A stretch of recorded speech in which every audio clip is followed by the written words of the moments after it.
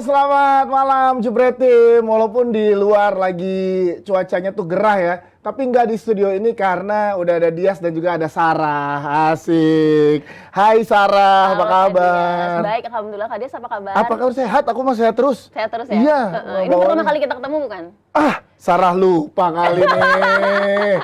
Lupa Sarah tuh suka ya? gitu. Jangan-jangan. Kalau di sini emang kita baru pertama kali ketemu, gitu. Iya. Iya. Tapi walaupun pertama kali ketemu, kayaknya kalau Mas Sarah nggak pertama kali ketemu nih. Benar. Kayaknya udah sering ketemu, makanya kita pengen temuin langsung juga sama Jebret Tim yang lagi pada nonton, gitu. Benar. Ya, jadi kalau emang nih kemarin kan Sarah udah siaran sama yang mukanya mirip Mas Panji ya, Kak? Ya kalau sekarang katanya suaranya ya. Suaranya mirip Suaranya aja ya, kalau bisa mukanya di blur ya. Jangan, kalau Kak Dias kan lebih keren. Podcaster, penyiar, satu lagi sering muncul-muncul di premier film kan? Oh iya bener. Dias itu kan? Jadi maksudnya Panji nggak keren? Oh, keren juga. Iya, gua aja yang suaranya kita sering denger gitu. Iya benar. Kalau gua aja ini ya sama Panji kerenan Payel pasti ya, tapi pasti buat Jebret Tim kita pengen ngasih yang terbaik pokoknya. Bener. Di sini di hari ini, dan mereka nih juga buat yang lagi pada nonton pada tahu ya kabar terbaru dan dari Liga Sierra Leona Divisi 2 ya, ada hasil pertandingan yang sampai 95-0 dan 91-1. Jadi ada dua tim yang lagi berjuang untuk promosi ke Premier League-nya Liga Sierra Leona yang main bareng dengan poin yang sama sehingga selisih gol yang diperhitungkan. Ini dia. Ini di Sierra Leone ya. Sierra Leone. Hasilnya nggak masuk akal nggak sih, Sar? Iya, pasti kayak Jebret Tim tuh udah tahu ini kayak dimanipulate atau diatur. Skornya kayak gaib banget gitu loh, jauh banget gitu loh, Kak. Itu per 30 detik kayaknya gol terus. Iya, jadi mana ada yang kayak gitu kan nggak masuk akal banget. Iya, nggak mungkin nggak sih 95-0 sedangkan mainnya 90 menit. Benar ya kan? Iya, makanya. Ini 91-1 dan mereka setelah diselidiki ini di Badan Anti Korupsi Sierra Leone ini terbukti bersalah. Jadinya akan ada hukuman yang akan kena ke dua klub ini, gitu. Jadi Sierra Leone ini adalah klub di Afrika Barat. Afrika Barat. Ya, kamu punya cita-cita nggak ke Afrika? Aku mau ke Eropa dulu deh. Ke Eropa dulu ya. Kalau aku ada satu cita-cita ke Gunung Kilimanjaro di Tanzania. Oh, iya, itu bagus tuh di gunung, Afrika. Aku suka naik gunung. Oke. Kapan-kapan nanti ya kita bareng sama teman-teman di Jebret. Iya, itu. Okay. Kalau naik gunung kan kita butuh stamina yang bagus, butuh kekuatan, butuh juga perbekalan yang bagus, logistik yang bagus. Kendaraan juga mesti gitu ya, Sarah? Benar. Makanya kalau udah berpengalaman, Sarah kalau buat pengalaman pasti pakai produk-produk buat kendaraan yang bagus. Apa itu, Sarah? G-Force. Yes. G-Force Fast Moving Automotive Produk lokal, asli buatan Indonesia. Nah, Jebret Tim bisa beli di e-commerce kesayangan kalian, dan jangan lupa juga di-follow Instagramnya @gforce_id di bawah sini. Terus bisa lihat, cek promo-promo apa yang ada di sana, dan juga spesifikasinya kayak gimana. Itu dia, bener ya. Jadi nggak cuma kitanya yang harus dibekali dengan asupan-asupan yang bagus, kendaraan kita juga kalau kita sayang sama kendaraan kita, kasih yang terbaik yaitu dari G-Force. Ini benar banget yang udah dibilang sama Sarah. Tapi habis ini kita akan langsung ngobrol dengan dua pandit kita ya, dan juga tapi setelah yang satu ini nih ya. Jadi jangan kemana-mana. Ini dia, kita lihat dulu. Selamat datang di USA Stand Up Olahraga League Season 2 Rap! Smash kena muka saya. Melihat sesuatu juga masih terbalik-balik. Kayak ngelihat Oki itu jadi gondrong kayak puyuh. Lihat Popon itu kayak orang sukses. Gue ngelihat orang jogging bawa anjing kayaknya seru banget gitu. Jadi dianya jogging, anjingnya nyari sabu ya kan. Ternyata polisi. Dan gue tuh emang Persija banget. Itu waktu Persija versus Persib main di Solo, gue ikut. Itu gue main kandang serasa tandang. Harus keluar kota gitu. Dan selama di perjalanan, bis gue tuh ditimpukin. Berangkat ditimpukin, pulang ditimpukin, sampai depan Gambir ditimpukin bis gue. Gak taunya di dalam bis gue ada SJW. Ayo kita tendang deh bolanya dah. Lagi main bola. Saya nabung beki, kocak. UEFA Stand Up Olahraga League sudah bisa disaksikan audisi regional Jawa Part 1 yang dihuni banyak komika-komika yang berpengalaman.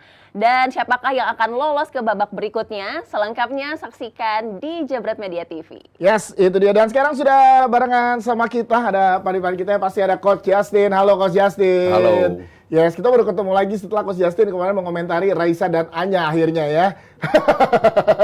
Mengalungi banyak yang iri sama Coach Justin setelah mengalungi medali ke Raisa dan Anya, Coach. Sampai jadi trending ya. Sampai jadi trending Coach Justin ya. Dan juga ada Rizal Palevi. Halo, apa kabar Zal? Baik, Bang. Yo, ini nama belakang sama kayak temen podcast gua nih, ada Palevinya ya. Nggak kenal kan tapi sama kayak Palevi? Nggak kenal. Bagus lah, beruntung kamu ya kalau nggak kenal ya. Coach, tapi gue pengen langsung ngobrol sama Coach Justin dan juga Rizal.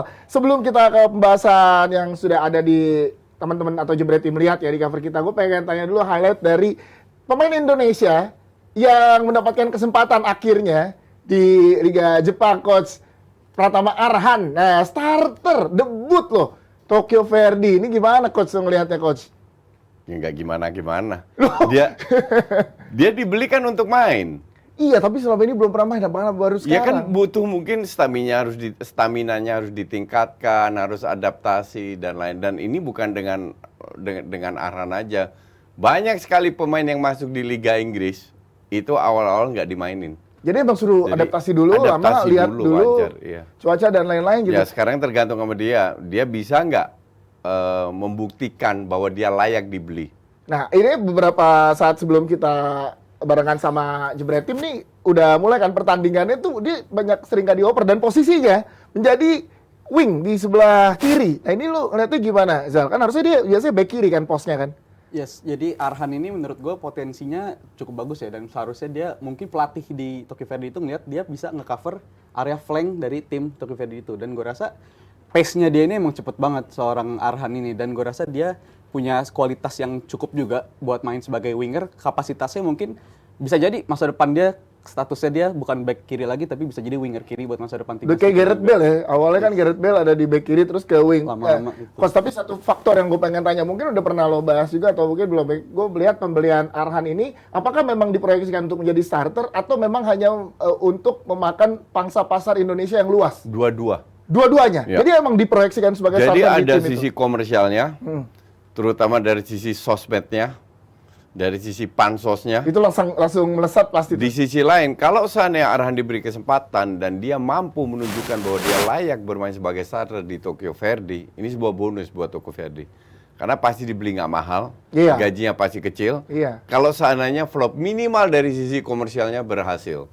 Orang lebih tahu sekarang Ya. dengan Tokyo Jadi Verdy. at least, ini kasusnya sama dulu zamannya Lili Pali, terus diganti sama Irfan Bahdim.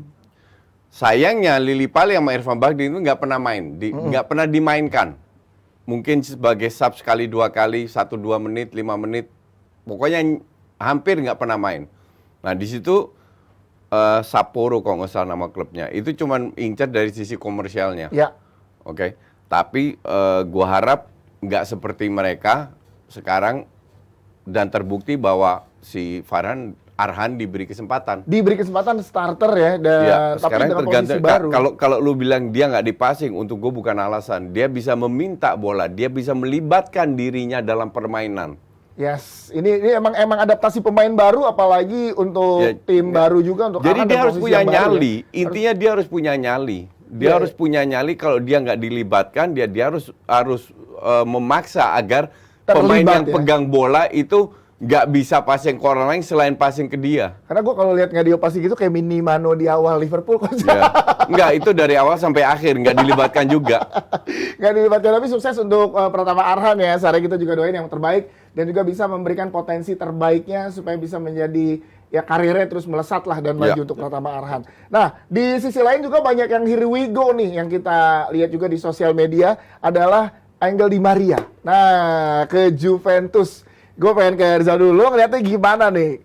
Udah berumur, tapi dibeli sama Juventus. Buat Juve gimana menurut lo? Menurut gue tipikal pembelian Juve ya, pemain yang udah di ujung masanya, udah statusnya veteran, dan terlebih yang terpenting bagi Juve free Itu transfer. dia, ya. Dan dia juga didatengin karena posisi dia di PSG udah mulai tersingkirkan banget ya musim lalu, dan Di Maria menurut gue masih punya kualitas yang cukup buat main di Liga Italia, karena kita tahu Liga Italia standarnya sekarang juga lagi amburadul juga ya kalau main dengan Di Maria dengan kapasitas yang dia punya, killer pass yang dia milikin masih bisa berkontribusi banyak. Bahkan gue nggak kaget kalau dia musim depan bisa jadi top assist atau Di Liga Italia? di Liga Italia. Coach setuju nggak dengan statement jadi bisa. top assist di Liga Italia di Juventus Angel Di Maria? Bisa, justru itu menunjukkan betapa parahnya Serie A sekarang. Maka dari itu ya Milan juara gue nggak heran. Tim gerusak-gerusuk bisa juara ya karena liganya emang amburadul. Dan kalau seandainya kita lihat tim kayak Milan aja bisa juara, betapa menurunnya kualitas Juve. Nah kalau kita bicara Angel Di Maria, dia itu nggak mau ke Juve, dia itu mau ke Barca. Sebenarnya Dia mau ke Barca sampai dia diberikan deadline oleh Juve. Kalau lu nggak kasih jawab, atau nggak kasih jawaban, nggak ambil, kita belanja cari pemain lain. Nah, akhirnya dia nggak kasih jawaban, Barca yang kasih jawaban. Karena Barca masih incar Rafinha. Nah, pada saat Rafinha datang dan kemungkinan besar Dembele memperpanjang, Di Maria udah out. Nah, Di Maria udah melihat gelagat itu bahwa kemungkinan besar nggak diincar Barca. Akhirnya ambil keputusan untuk ke Juve. Apakah itu menguntungkan untuk Juve? Iya. Karena kita beli pemain kan lihat harga dulu. Iya. Ya kan? Kalau Haaland harganya 100-200 atau Mbappe ya mungkin worth it. Kalau Di Maria gratis worth it juga walaupun 34. At least kalau dia nggak terlalu bagus bisa bermain sebagai subs. Yes. Nah, gue setuju apa yang Ical tadi bilang bahwa usia itu nggak akan merubah kualitas pemain, teknik. Ngerti nggak? Paling masalah kecepatan gitu. Lu punya paling napasnya berkurang, speednya berkurang, tapi teknik nggak akan hilang. Jadi bisa aja kalau seandainya mereka sekarang di sayap kanan itu Bernardeschi akan pindah ke Toronto FC. Jadi nggak banyak pilihan. Ya Chiesa bisa di situ, cuman Chiesa kan ibarat ini pemain bisa main di mana-mana, oke? Nah kemungkinan besar dia akan menjadi starter.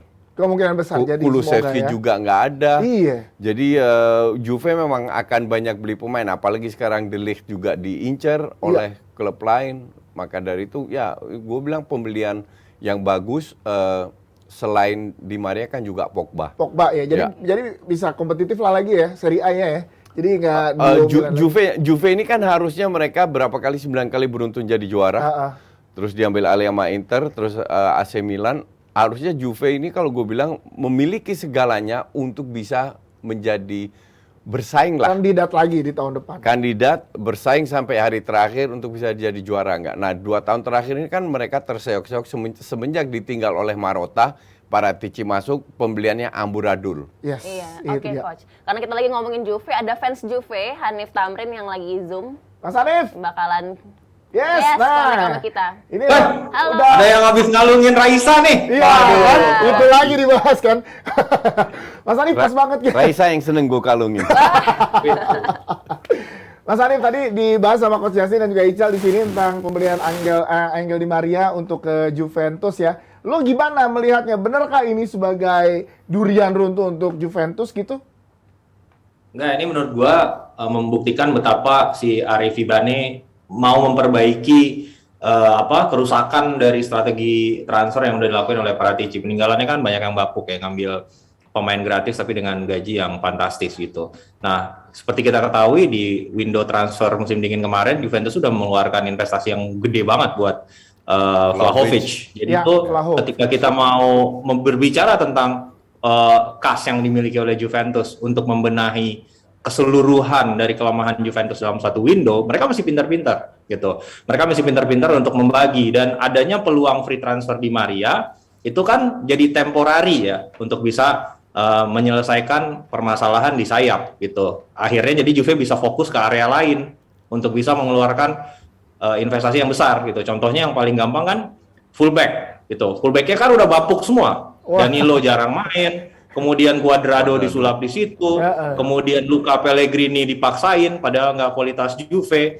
Kemudian Alexandro udah menurun, makanya mereka incar Cambiaso di situ, dan juga ada beberapa nama lain gitu kan. Mattia De Sciglio aja akhirnya dipaksa buat turun gaji gitu kan, 2 tahun ke depan perpanjangan kontraknya. Jadi banyak sekali area yang harus diselesaikan dengan waktu singkat dengan investasi yang besar, dan kuncinya memang harus menjual De Ligt gitu. Gue sepakat karena menurut gue De Ligt ini bukan pemain tipikal Juventus gitu, bukan DNA-nya Juventus. Ini hanya pemain yang singgah gitu menurut gue.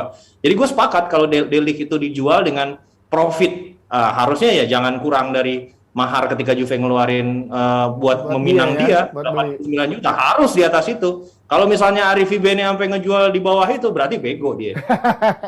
Tapi kan gue nggak tahu juga value-nya sekarang dengan permainannya di musim lalu gimana tuh, bisa masih worth it nggak segitu, atau emang harganya di bawah segitu harusnya De Ligt? Oke, kalau De Ligt ini gue sangat menyayangkan ya De Ligt milih Juventus dulu itu, karena dan gue ngeliat di Conference League kemarin justru di center back-nya Belanda, De Ligt itu paling liability gue lihat. Paling justru jadi condong titik lemah bagi klubnya, bagi negaranya. Bagi negaranya, bagi Belanda. Dan gue rasa De Ligt ini masih punya traits yang cukup bagus, yaitu leadership-nya dia. Dan gue harap pindahnya dia juga memerhatikan klub yang lebih bagus lagi. Ya, tapi lo kalau ngomong tim Belanda jangan sambil ngelirik Koscielny. Itu lah, emang dia udah tunggu dia. Terus terus paling realistis sih gue harap De Ligt bisa ke Chelsea ya. Chelsea itu karena kelihatan musim lalu mereka mulai down ketika dihadapkan badai cedera. Ya, dan beberapa pemainnya sekarang cabut juga, back. Coach, sedikit karena membahas timnas Belanda harus ke lu. Nggak, orang itu mungkin lupa kalau De Ligt ini baru 22 tahun. Masih muda banget ya. Masih muda banget. Jadi karena harganya dibeli mahal dari Ajax, seolah-olah dia itu ekspektasinya tinggi. Selama 3 tahun di Juve, apakah dia bermain jelek? Gue rasa tidak. Enggak juga. Iya kan? Karena emang berapa center back yang umur 19, 20, 21, 22 bisa bermain kayak De Ligt sih? Iya, nggak banyak juga. Gue bilang nggak ada. Iya. Ngerti nggak? Cuman dibandingkan sama Chiellini, Bonucci ya jelas kalah pengalaman. Ya. Tapi gue setuju sama Hanif bilang, bukan karena dia nggak punya DNA Juve, bukan. Tapi karena satu-satunya pemain yang punya nilai tinggi, yaitu De Ligt. Jadi orang ekspektasinya juga tinggi. Iya, nggak. Kalau seandainya De Ligt dijual, dapat uang untuk bisa beli beberapa pemain, 2-3 pemain bahkan. Kalau negonya pinter. Nah sekarang yang jadi masalah adalah ada 2 klub yang incer De Ligt. Satu Chelsea, satu Munchen. Nah, yang punya duit ini Chelsea. Tapi dia mau ke Munchen. Dia sudah bicara dengan Nagelsmann, dia diyakinkan oleh Nagelsmann dengan sports project-nya Bayern Munchen ke depannya seperti apa. Dan dia mau ke Munchen. Dia bilang di media Belanda bahkan dia mau ke Munchen. Masalah kedua, Munchen nggak mau bayar lebih dari 70 juta. Nah, loh, ini masalah baru lagi. Ini masalah baru, sementara Juve minta minimal 100 juta. Wah. Gapnya kan terlalu gede. Terlalu jauh, ya. Kalau kita bicara Frenkie de Jong, MU dan Barcelona, gapnya itu kecil. Jadi ini masih nego, cuap bisa deal. Ketemu di tengah lah. Iya. Tapi ini gapnya terlalu besar. Bahkan bilang 70 pun nggak bakalan kita bayar. Artinya 60 lebih. Nah, pertanyaan kan si De Ligt ini maunya apa? Kalau dia incer duit, dia akan ke Chelsea. Karena Chelsea gue yakin akan bayar dia fantastik. Ayo deh gitu. Gaji plus transfer fee. Sementara dia udah mengatakan, ya gue mau ke Munchen. Nah ini yang repot. Nah kalau tidak dijual, Juve nggak ada income lagi. Punya duit. Iya kan? Nah Serie A ini bukan hanya Juve, semua klub keteteran. Jadi mereka harus pinter-pinter kayak AC Milan datengin Origi for free, zero. Free dan itu smart. Itu smart yang dilakukan, very smart. Bahkan mereka sekarang incar Hakim Ziyech, first year loan, second year baru beli dengan 20 juta. Itu tindakan yang smart dari AC Milan. Karena mereka udah 2 kali kena PHP kan, Sven Botman sama Renato Sanchez. Nah, jadi tim-tim Italia ini harus pinter. Move-nya itu harus pinter. Cuman kalau diminta De Ligt untuk 100 juta, gue bilang agak berlebihan sih. Nah, oke. Nanti kita akan lebih bahas ke situ kalau untuk AC Milan ya. Tapi kita geser dulu ke PSG yang baru aja memecat mantan pelatih tim ayam sayur. Ya nggak heran. Nggak heran. Coach, tapi gue pengen tanya, ini kemauan emang tim secara manajemen atau Mbappe yang emang punya kelebihan? Ini yang gue pertanyakan juga. Jadi yang tidak ada yang tahu, tapi memang gosipnya keluar di media bahwa Mbappe mau stay kalau Leonardo dipecat, Dirteknya dipecat, pelatihnya dipecat, dan Neymar dipecat. Dua udah kejadian. Bahkan sekarang Neymar sudah pemilik PSG sudah mengeluarkan statement bahwa tidak ada pemain yang terbaik kalau nggak ada pemain yang spesial di PSG. Udah ada statement-statement gitu Udah ya? ada statement. Jadi PSG ini masuk ke era baru, seperti MU, seperti Liverpool, seperti Man City, di mana mereka ingin membuat sebuah legacy, sebuah pondasi, dan tidak menghambur-hamburkan duit. Kita tahu bahwa dengan menghambur-hamburkan duit, mereka nggak selalu juara juga. Iya. Bahkan di Ligue 1 pun nggak selalu jadi juara. Oke, musim ini dirombak semua dengan si Campos datang sebagai Dirtek, sekarang Galtier masuk sebagai pelatih.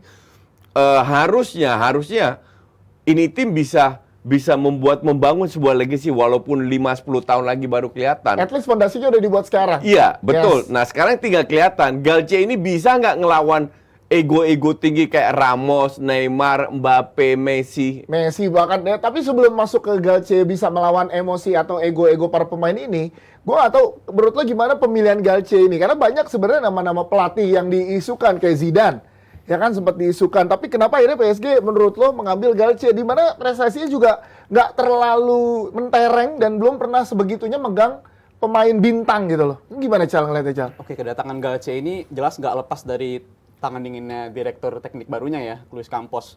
Dan juga preferensi dari mungkin yang jadi tujuan pertama dari generasi baru ini, revolusi dari PSG ini adalah membangun keseimbangan tim yang baru. Karena kita lihat musim lalu, mereka sebenarnya sebelum-sebelumnya punya momentum di Liga Champions, di mana udah masuk final, habis itu musim depannya semifinal. Tapi setelah itu, mereka justru hilang momentum ketika kedatangan Lionel Messi dan sebagainya. Justru kelihatannya jelas kayak nggak ada keseimbangan tim. Dan udah kejadian juga sekarang Luis Campos merekomendasikan Galtier, dan juga Galtier ini kan kita tahu punya preferensi taktik 4-4-2 ya, dan gue rasa dari 4-4-2 ini yang posisi 2 di depan kita udah jelas pasti antara Mbappe dan Lionel Messi pastinya dua itu. Dan gue rasa ini sangat-sangat langkah yang brilian banget dari Galtier yang berani untuk ngedepak Neymar. Ini sepertinya udah jelas end of the road buat Neymar, karena kalau dia main 4-4-2, bayangin Neymar main sebagai left wing, nggak ada keseimbangan bagi tim lagi. Neymar nggak mungkin nge-track dari lawan-lawan, nggak mungkin nge-track fullback. Ini menarik Coach. Lu gimana ngelihatnya? Apakah pure PSG emang mencari Galtier dari strategi yang tadi dibilang sama Ical? Kenapa nggak langsung nama besar biar bisa mengendalikan ego-ego pemain itu Coach? Gue nggak setuju kalau lu bilang bahwa Galtier ini nggak punya prestasi yang mentereng. Dia itu bawa Lille menjadi juara, menyingkirkan PSG. tim bintang PSG, dan itu sebuah prestasi yang luar biasa. Pelatih hebat itu bukan dinilai dari trofi, oke? Jadi ini yang ingin gue luruskan untuk terutama para domba-domba dan jebretim, jangan mau dikadalin sama media yang bilang bahwa pelatih hebat itu karena trofi yang dia raih. Enggak, karena trofi yang dia raih kalau tim lu luar biasa, Iya. Ngerti nggak? Ya. Tapi dengan tim yang kecil, pemain pas-pasan, lu bisa dapat trofi, itu prestasi yang luar biasa. Jadi untuk gue, Galtier adalah pelatih yang luar biasa. Bahwa dia bisa bawa Lille menjadi juara. Satu itu. Kedua, whatever strategi yang lu ingin terapkan, it doesn't matter. Mau 4-4-2, mau 3-5, nggak penting. Yang penting ada legasinya. Iya. Oke? Ini tim terlalu jomplang. Jadi lini belakang, tengah, dan depan itu nggak imbang. Jomplangan depan tuh mentereng banget. Mentereng banget, sehingga kelihatan sekali pokoknya kasih bola ke depan aja, biar mereka yang ngatur sendiri. Ya. Nah, ini mau dirubah. Mau 4-4-2, lu bisa main sangat ofensif dengan 4-4-2. Oke? Ya. Nah, sekarang kan kembali tergantung siapa yang mau dikorbankan. Ya, Ical tadi bisa bilang end of the road untuk Neymar. Belum tentu. Kenapa belum tentu? Emang siapa yang bisa gaji Neymar? Iya, gaji mahal banget, Cal. Ngerti nggak? Dan orang akan berpikir, gue kalau jadi Neymar, gue pikir lu mau jual gue, oke silahkan jual. Ayo, siapa yang mau berani bayar gue? Siapa yang mau bayar gaji gue? Kalau nggak ada yang mau bayar, ngapain gue pergi? Iya. Iya kan? Jadi kalau bilang end of the road Neymar, gue nggak setuju. Bukan gue tidak memungkiri, tetapi gue bilang anything can happen. Dia bisa pergi, dia bisa stay.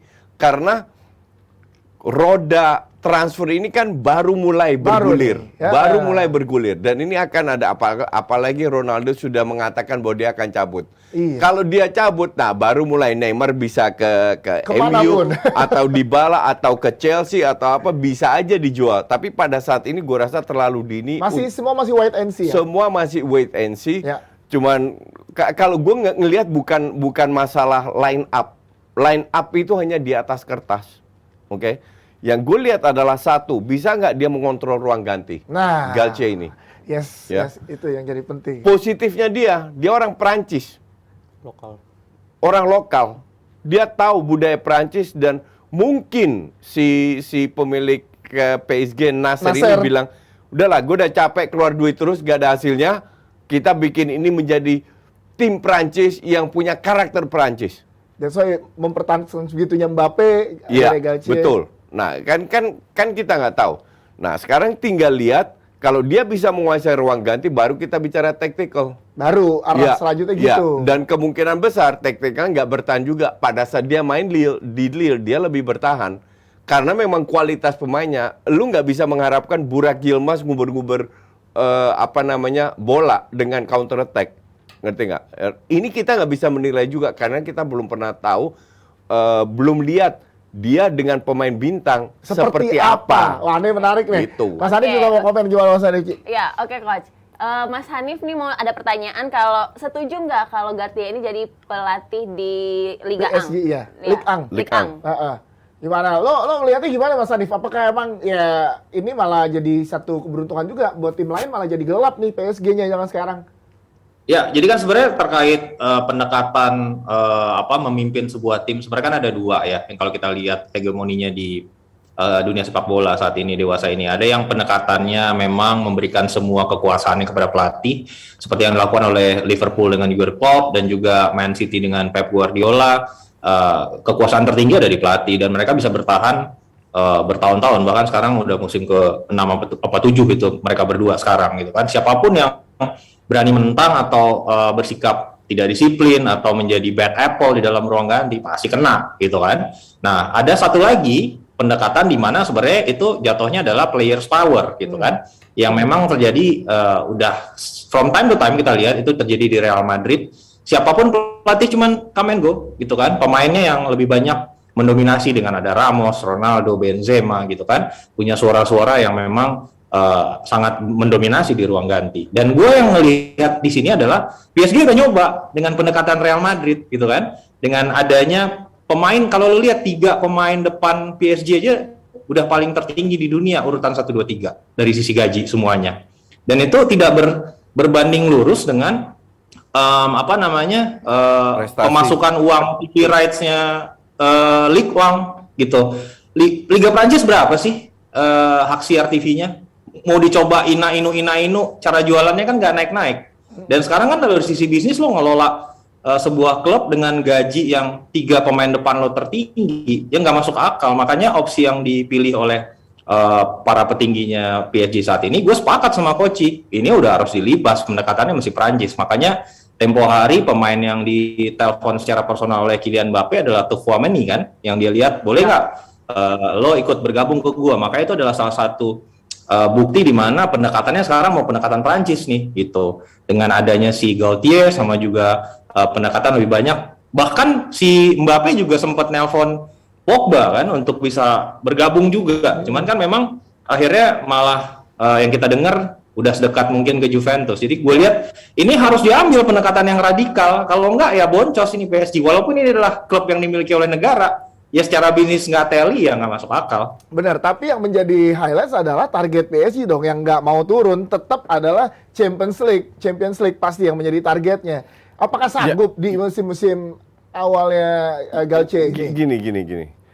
Champions League itu untuk gue itu tergantung drawing. Jadi faktor luck-nya itu gede. Gede banget ya saat Gede di banget. drawing Kalau tuh. lihat Madrid itu bukan bermain hebat bagus, mentalnya yang bagus, membuat mereka juara, tapi luck-nya juga gede. Dan mereka layak jadi juara karena mentalnya, bukan karena permainan hebat. Di musim lalu ya Coach ya? Di musim lalu. Jadi kalau dibilang itu susah juga. Dan untuk gue Champions League bukan jadi parameter. Itu hanya media yang membesar-besarkan itu bahwa Champions League sebuah parameter. Sports project jangka panjang itu jauh lebih penting. Berapa tim di dalam sejarah Liga Inggris 5 tahun terakhir menang 4 kali? Iya.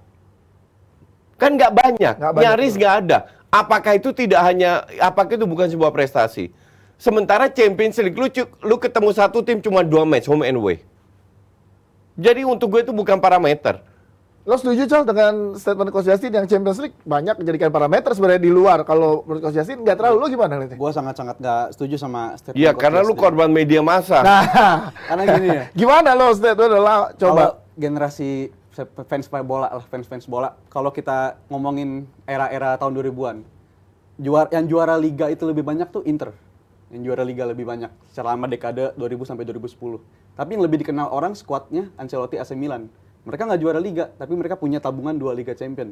Dan itu gua rasa sampai sekarang masih kita omongin Ancelotti bisa meraih gelar juara Champions, dan skuad AC Milan yang duet backnya Stem sama Nesta, terus ada kirinya Maldini segala macam, itu punya legacy yang lebih besar dibandingin skuad Legacy apa?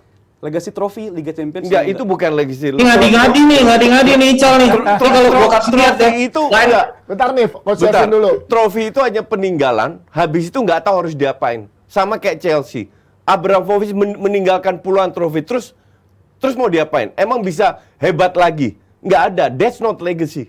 Legacy adalah meninggalkan trofi sama caranya untuk mendapatkan trofi berikutnya apa. 0 ditinggalkan oleh Ancelotti. Oke, kalau lo kenapa Ica lo bilang ngadi-ngadi nih? Ya, gue bisa nyebutin line up-nya Chelsea era Roberto Di Matteo yang megang yang juara Exactly. Liga Champions itu Exactly. Ryan Bertrand. Ya, lo bilang legacy apa yang ditinggalin sama Iya, Ryan Bertrand? Habis itu betul. main di Southampton, bos. Maksud gue gini loh, legacy itu adalah parameter lu bersukses satu. Lu week setiap musim lu selalu berada Iya. di parameter semifinal. Kalau lu tarik berapa satu dekade terakhir Real Madrid, Barcelona, Bayern Munich. Kalau lu lihat semifinal Liga Champions, ini nama-nama yang selalu ada. Perkara siapa yang menang, itu yang Coach bilang tadi, ada luck, ada drawing, ada perkara injury. Kalau kita lihat tahun 2000 Juventus ketemu AC Milan, Pavel Nedved nggak main di final. Itu perkara luck juga di sana, gitu. Kemudian kita lihat ada tim-tim yang meninggalkan legacy, mereka itu konsisten di liga, bos. Kita lihat Man City, gitu. Kita lihat era Sir Alex Ferguson. Mereka nggak selalu menang Liga Champions, tapi di liga itu mereka konsisten dan mereka bermain baik di Liga Champions minimal sampai semifinal. Cal, Ini lo adalah gimana? Maksud gua, ini lo tetap menurut lo Champions League tetap punya yang di atas dong, parameter yang bagus untuk hal ini gitu. Lo gimana, Cal? Jelas menurut gue masih sama, Champions League masih punya marwah sebagai trofi tertinggi di kancah Eropa gitu. Dan gue rasa Loh, ini trofi tertinggi betul. Iya, Yes. tapi untuk parameter bukan berarti lu terbaik. That's No. different. That's different, alright. Bener Ngerti banget nggak? itu berbeda. Tapi- Dan gua rasa Champions League ini umurnya udah 150 tahun ya. Dan yang juara itu nggak banyak. Jadi ini prestisnya ini masih sangat tinggi banget. Dan gua rasa untuk menjadi juara Liga Champions, Cal, lu Nah, kalau tuan tuh ada FA Cup dong. bentar, Cal, lu nggak usah terusin. Gue tahu maksud lu. Lu coba belajar mendengar apa yang gue bilang, apa yang Hanif bilang. Yang kita maksud, lu meninggalkan hanya Champions League. hanya trofi gitu. Lu ya? hanya trofi. Yes. Lu tidak meninggalkan caranya untuk mendapatkan Champions League berikutnya. That is yang disebut legacy. Contoh paling bagus lah Ajax. Ajax setiap tahun jual ratusan juta. Di bank account-nya uang yang cash itu ratusan juta. Banyak banget karena tiap tahun. Karena lu- tiap kenapa? Mereka punya legacy. Jadi siapapun pelatihnya, siapapun pemainnya dijual, mereka tetap bisa. Siapapun pelatih, sekarang Ten Hag cabut, ini tetap ditinggalkan. Nah, Ancelotti tidak meninggalkan itu. Abramovich tidak meninggalkan itu. Yang mereka tinggalkan, nih, gue udah menangkan trofi, titip. Tapi pemilik baru, pelatih baru dari AC Milan, nggak tahu harus ngapain untuk mendapatkan trofi tersebut. That is legacy. Jadi lu korban media massa yang merasa kalau lu bilang Champions League tertinggi, ya jelas. Itu di Eropa memang tertinggi. Secara hadiah. Iya. Bukan secara teori memang tertinggi. Tertinggi, oke. Baru ada UEL, baru Iya, ada iya, iya, Conference iya. League. Tapi bukan berarti kalau lu menang Champions League terhebat. Inilah yang selalu gue lawan, bahwa Kita harus lihat apa yang terjadi, bukannya dalam setahun, 2 tahun, 3 tahun, 10 tahun, 20 tahun ke depan. Apa yang terjadi dengan klub ini? Dan ini yang diyakinkan oleh Nasser, walaupun kita nggak tahu benar atau tidak. Nasser meyakinkan kepada Mbappe di luar gaji yang gede, mereka itu punya sports project. Yes. Ngerti nggak? Dan ini mulai dibangun sekarang tahun ini. Berhasil atau enggak, kita nggak tau. Tapi proses ini yang Tapi mesti kita- prosesnya sudah dimulai, dan itu sudah dimulai dengan Liverpool, sudah dimulai dengan si siapa namanya? Man City. Man City. Liverpool menang berapa kali Champions League 1, tapi setiap tahun mereka bersaing terus. Semifinal, Ini benar. legasinya Jurgen Klopp yang selama 30 tahun tidak pernah kelihatan. Karena tiap kali ganti pelatih, ganti sistem lagi. Jurgen Klopp masuk, baru pelan-pelan dirubah. Dan itu didukung oleh pemilik. Jadi tolong dipisahkan bahwa Liverpool tahun lalu hanya nggak menang Champions League, terus seolah-olah bukan tim terhebat. Liverpool jauh lebih hebat daripada Real Madrid. Ngerti nggak? 10 years terakhir lah. Ya. Bukan karena Champions League, karena konsistensi. Mereka bisa di 4 trofi bersaing. Oke, Masuk final semua. Walaupun masuk final semua. Madrid dengan Barca terseok-seok, ATM terseok, Copa del Rey nggak dapat juga kok. Final pun juga nggak masuk. Ngerti nggak? Nah ini yang gue maksud, ini yang gue coba jelaskan. Be smart. Jangan terlalu tolong ngikutin media massa yang seolah-olah kalau lu menang Champions League seolah-olah lu hebat. That is different cake. Dua hal yang sangat berbeda. Nah, itu jadi kata kunci dari Coach Justin adalah be smart ya. Jadi nanti kita lihat mulai dari musim ini fans PSG berarti harus sabar ya, karena ini sama adalah kayak fans MU. bener. Nah, ini kita mau bahas MU, tapi tadi gue lihat fans PSG sabar karena ini baru dimulai proyeksi untuk jangka panjangnya. Karena di sebelum-sebelumnya pengennya sekali dapat. Di sinilah mulainya Dan ya. nggak dapat apa-apa juga. Dan nggak dapat apa-apa, makanya coba dirubah sudut pandangnya. Oke. Ini buat fans MU ada Viti yang dimana ada kemarin nunggu-nunggu fotonya Tyrell Malaysia pakai seragam MU udah ada. Nah, Ini coba bisa kita dilihat lihat. nih. Ini dia. Katanya ada andil dari Van Persie juga yang sampai bisa dapetin dia dari Feyenoord. Coba mana kita lihat. Here we go tanpa Ronaldo. Jadi posisi yang paling cocok atau skema yang menurut gua ya paling pas untuk MU adanya Eriksen dan juga Malaysia. Udah pasti kalau ngomongin Malaysia dia akan beroperasi di sektor kiri belakang, bisa overlapping yang biasa diisi oleh Luke Shaw. Dan kalau kita ngomongin Eriksen, ini ada 3 posisi yang biasanya ditempatin sama Eriksen.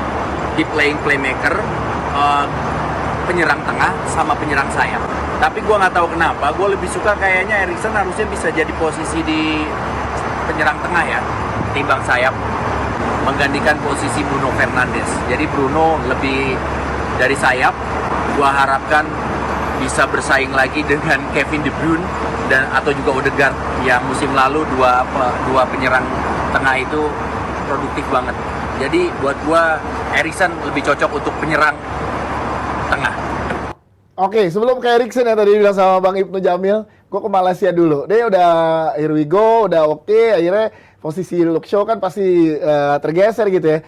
Se-efektif apa lo ngelihatnya, Cal? Malaysia di bawah Ten Hag dan di MU nanti?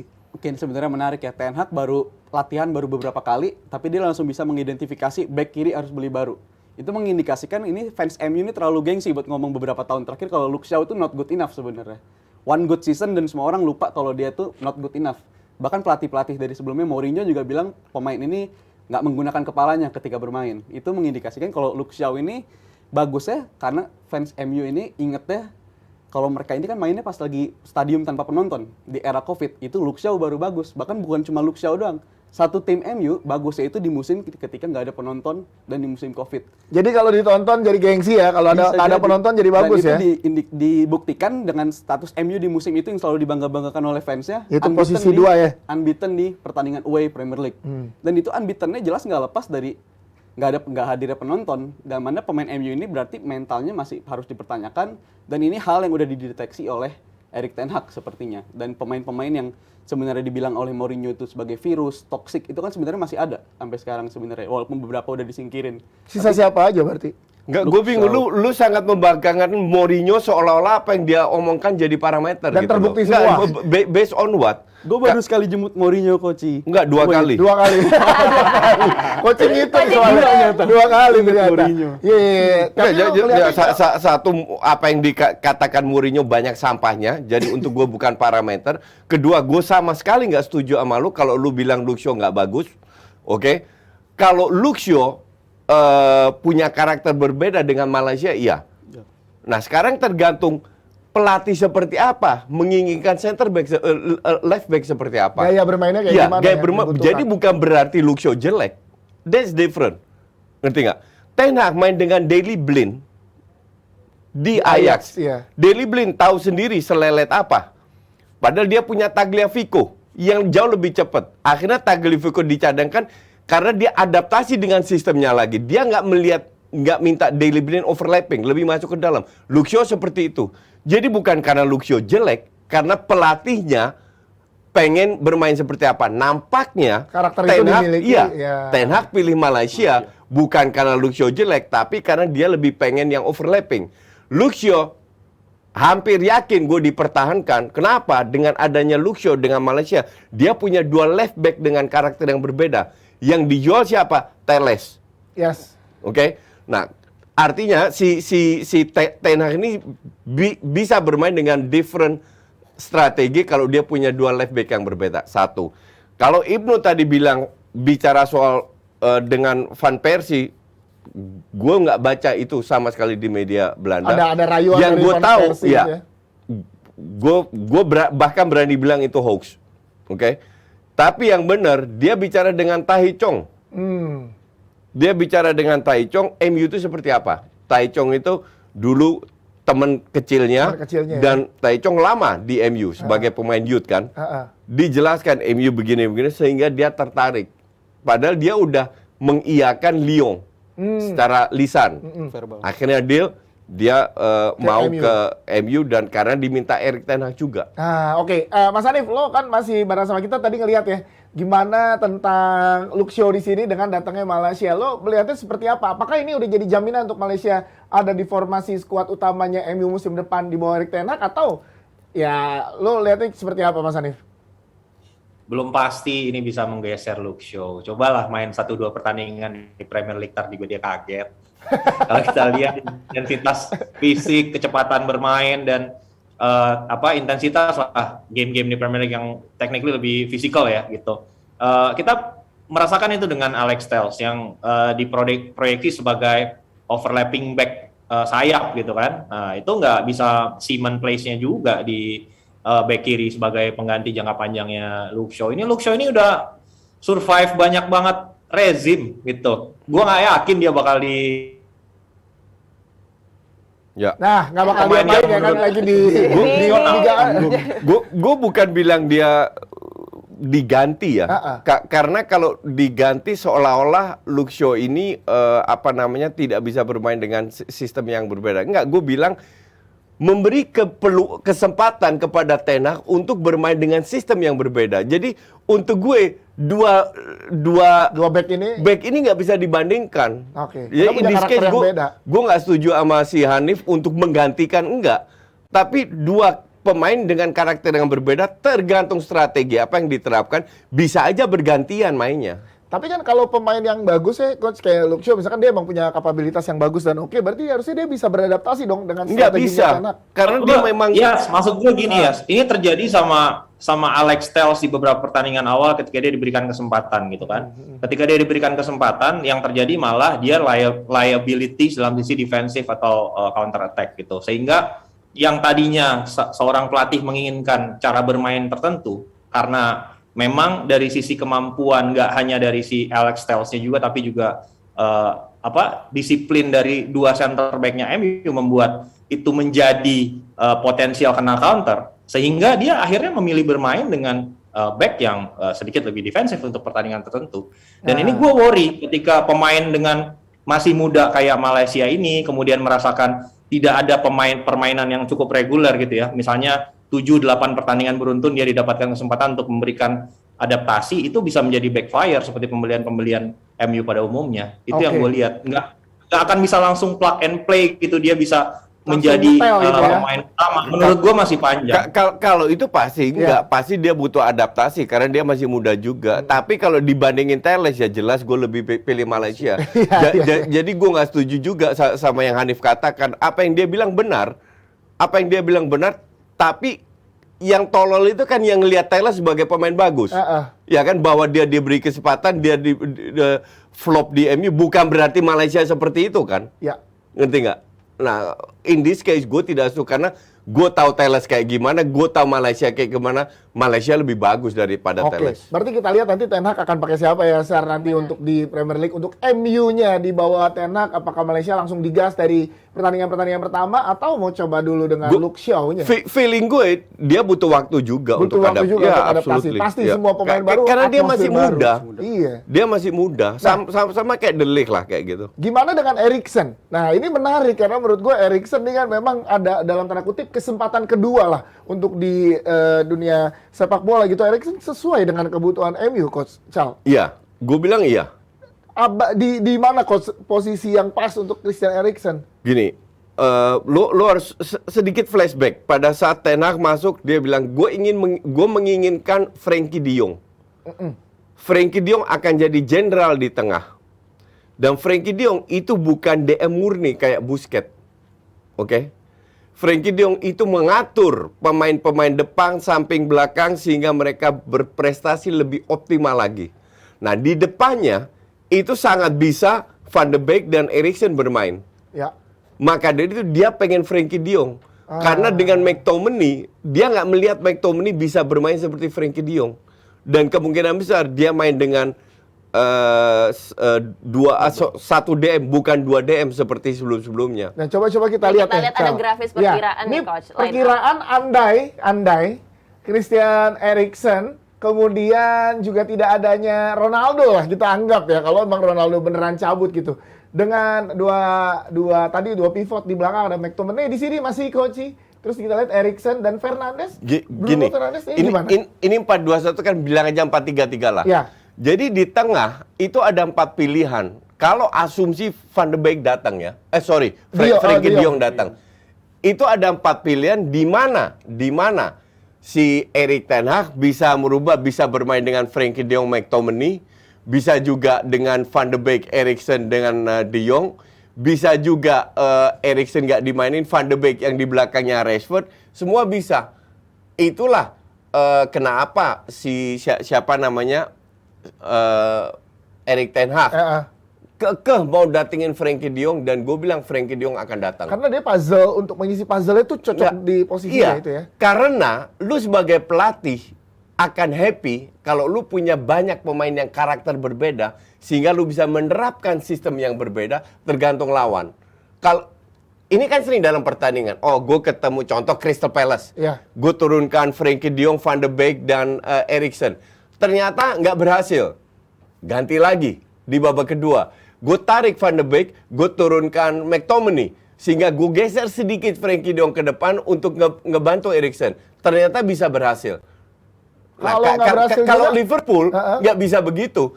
Karena kedalaman squadnya benar-benar jelek. Terbatas. Terutama di lini tengah.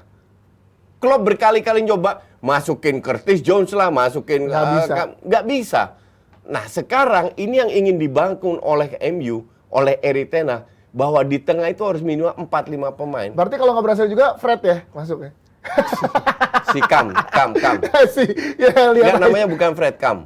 Kam Fred berarti. Itu nama depannya, Fred nama belakang. Nama belakangnya. Kalau lu ngeliatnya gimana? Kayak gini, gue nggak tahu ya, karena gue nggak terlalu memperhatikan MU, tapi ini menjadi satu posisi yang mungkin bisa bertabrakan atau mirip Eriksen dan juga Bruno Fernandes di sini. Enggak. Beda, lu lihatnya gimana, Cal? Gue ngeliatnya justru beda. Dan mereka bisa main mungkin di dalam... Bisa main bareng ya, bisa. Dan juga Eriksen. Dan kalau mereka start bareng, itu juga dengan kedatangan FDJ, Frenkie de Jong itu bakal sangat menguntungkan buat Erik ten Hag. Karena Frenkie de Jong ini benar-benar midfielder yang dibutuhkan oleh MU sekarang. Yaitu midfielder yang bisa main dalam, jemput bola ke belakang, dan dia juga progresif passing-passingnya.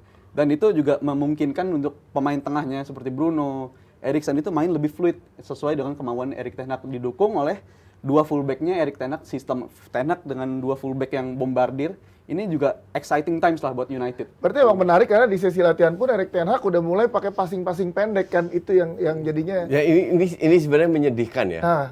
Menyedihkan bahwa tim selevel MU pemainnya harus belajar passing. Iya, jadi kayak dekat-dekat gitu. Dan benar-benar amburadul. Gue lihat latihannya AWB sendiri. Itu kontrol bolanya jagoan gue daripada dia. Itu kontrol bolanya mental 2 meter gitu. Gila pemain profesional kayak Masih begini. belajar di situ ya? Dulu gue di SSB Belanda waktu umur 12, gue bisa syuting kaki kiri kanan karena dilatih dari kecil.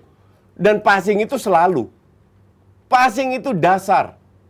Dan bahkan di Indonesia nggak dikuasai juga sama sekali gitu nggak. Bahkan MU gagalnya itu karena sebagian besar pemain tidak menguasai itu. Yes. Tapi kembali lagi ke line up, gue bilang, nah dengan adanya Bruno Fernandes, gue bandingkan sama kayak City lah. Kok bisa Kevin De Bruyne bermain bareng Bernardo Silva? Iya. Dan bisa kan? Dan mereka main satu DM, either Rodri atau Fernandinho. Ya seringnya Rodri sih. Ya. Oke, ini menarik ya. Dan arahnya akan ke sana MU. Coba kita ke Hanif dulu. Nif, lu melihatnya dengan skuad andai yang diinginkan sama Ten Hag semua berjalan dengan lancar dari mulai transfer pemain ya, kemudian dari skema permainan. Berarti udah pas untuk Manchester United tidak membutuhkan seorang Cristiano Ronaldo lagi dengan skema yang tadi ada di layar yang lo lihat. Gimana, Nif? Ya, pertama gue jawab dulu ya terkait yang Christian Eriksen ya. Gue justru melihat ini kalau ampe Frankie De Jong nggak datang, ini jadi bumerang buat MU karena dia punya 3 pemain nomor 10 loh. Karena bertumpuk, jadi Eriksen-nya juga ada Van de Beek, ada Bruno Fernandes, sama ada Eriksen gitu. Ketika nanti Frankie De Jong nggak datang, otomatis kan dia harus dimainin sebagai deep lying playmaker ketika posisi yang dia mainkan di Inter gitu kan sebelumnya. Di Inter dia dilindungi oleh Barella sama Vidal di musim pertama, di mana work rate-nya tinggi banget gitu. Sama lah mirip Pirlo dilindungi sama Vidal dan Marquisio di awal-awal trio MVP gitu. Ada yang melindungi, bedanya yang melindungi di MU itu McTominay sama Fred gitu kan. Jadi nggak bakal berhasil gitu. Nah, kaitannya menurut gua kalau memang misalnya harus bermain dengan 3 gelandang, itu kan harus ada forward pressing ya gitu, pemain depan yang juga melakukan pressing. Dalam hal ini gue mempertanyakan sedikit nih nanti perannya Ronaldo untuk ketika itu dimainkan oleh skema tersebut oleh si Ten Hag gitu.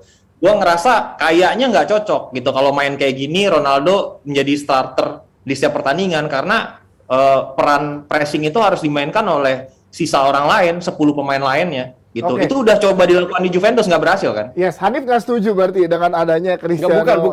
Bukan Hanif nggak setuju. Dia berandai.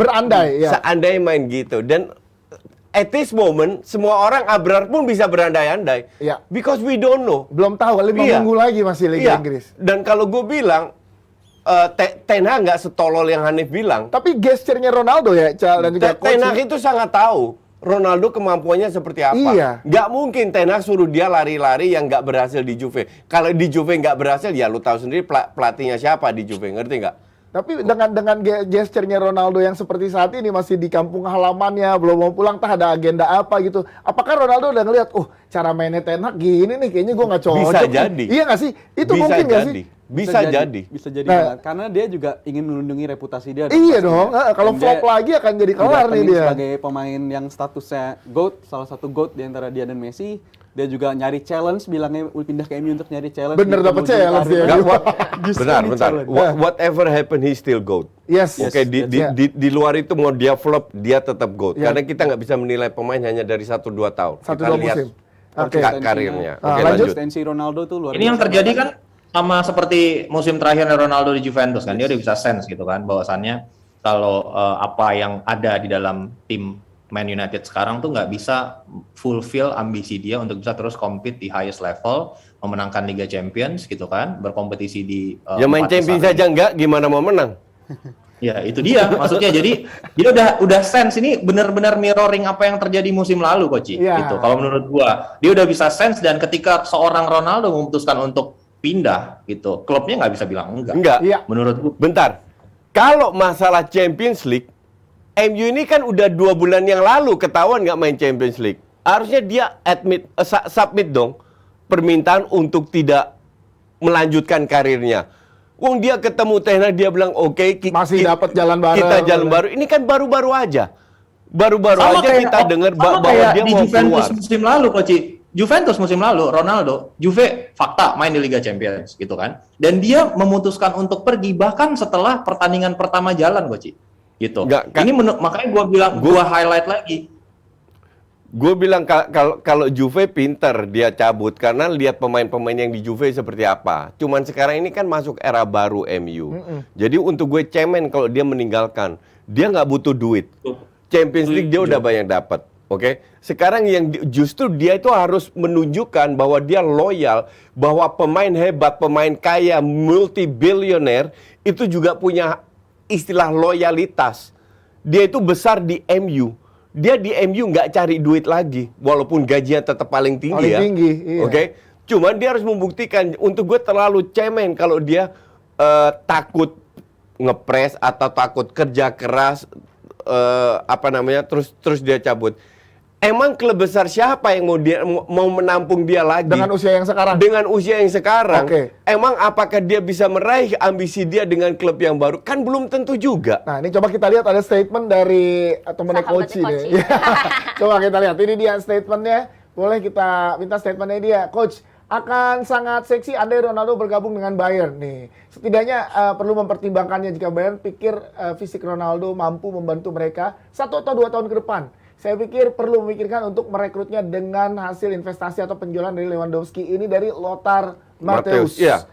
Gue Temennya setuju. Coach ini setuju. Gue setuju Lothar Matthäus bilang bahwa dia cocok di Munchen. Ya, yang jadi masalah dengan Munchen adalah Lothar Matthäus itu Lothar Matthäus lagi. Lewandowski. Itu harganya cuma 50-an. Oke. Ya. Dia punya kontrak setahun. Asumsi deal 50. Munchen itu punya struktur gaji yang untouchable. Ya sih. Jadi kalau dia masuk dengan 500 kita hitung tadi berapa? 420.000 euro per minggu, itu begini. Jadi jomplang banget Jomplang. ya. Mane aja ke sana nggak Jadi nggak ke Munchen tidak akan. Dari sisi gaji. Kecuali dia ingin menurunkan gajinya ke 200. Ya maksudnya di bawah Mane gitu kan. Iya. Mane 250. Atau di bawah atau selevel Sama lah sama Mane. Karena Gnabry dipersilakan untuk keluar Iya. kalau dia minta gaji terlalu tinggi. Jadi banyak pemain si Alaba cabut, Gnabry cabut, akan cabut kemungkinan karena tidak masuk dengan struktur gajinya. Jadi bukan kualitas pemain Ronaldo. Kalau kualitas pemain Ronaldo, gue setuju sama Lothar Matthäus. Transfer mungkin kemungkinan besar bisa dibeli juga karena sisa tinggal setahun kan. Satu tahun Iya. doang. Jual Lewandowski datengin si Ronaldo. Cuman struktur gaji ini nggak masuk dengan Munchen. Ya, jadi apapun yang terjadi dengan MU ke depannya dengan atau tanpa Ronaldo yang pasti Ten Hag punya satu filosofi dan juga satu sistem yang berubah dari sebelum-sebelumnya. My friend, klub besar itu nggak boleh tergantung oleh 1-2 pemain. Dan untuk gue, MU itu klub besar, one of the biggest team. Setuju. Bukan klub gue, tapi kita harus akui bahwa MU is one of the biggest team. Jadi MU harus mempertahankan reputasinya, harga dirinya tidak tergantung oleh satu pemain. Yes. Kalau dia ngeyel-ngeyel kayak begini, gue jadi go fuck yourself lah, keluar. Iya, nggak pulang-pulang di Portugal betah banget ya. Mas Hanif, thank you udah ngobrol barengan sama kita hari ini ya Mas Hanif ya. Oke, thank you. Nanti ya kesini dong kita tungguin ya, jangan dari rumah ya. Oke, jadi itu dia hari ini menyenangkan banget kita bahas Manchester United yang emang punya, yaitu PSG punya filosofi barunya dengan jangka panjang. Manchester United pun begitu sekarang lagi ngebentuk. Gue yakin MU akan membangun filosofi baru dengan Ten Hag. Nanti setelah 3-4 tahun, 5 tahun Ten Hag cabut, pendatang pelatih barunya akan menjalankan ini yang gue sebut legacy. Jadi bukan meninggalkan trofi doang. Yes, kalau Sarah pengennya Ronaldo tetap di MU atau pindah ke klub lain atau tetap di hati kamu sih, Sar? Di hati aku aja. Wah. Karena kemanapun yang aku pilih tetap dia. Iya, benar. Ini enak juga ya jadi Ronaldo. Coach, thank you, Cal, thank you banget ya. Sarah juga, jadi thank you juga buat Jebret Team yang udah nonton kita hari ini. Sampai ketemu lagi di episode selanjutnya. Dah. Bye.